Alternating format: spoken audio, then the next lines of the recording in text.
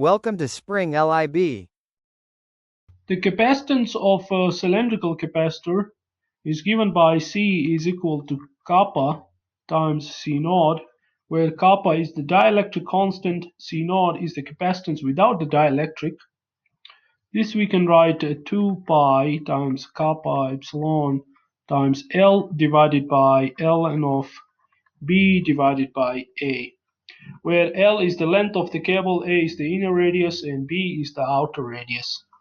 With the kappa value, which is 2.6 for polystyrene, the capacitance per unit length of the cable is given by C divided by L, that is 2 pi K epsilon divided by ln of B divided by A.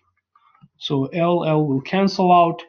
We substitute the values 2 pi times kappa, which is 2.6, times 8.85 times 10 to the power minus 12, divided by ln of 0.60 millimeter divided by 0.10 millimeter. This gives us 8.1 times 10 to the power minus 11 farad per meter.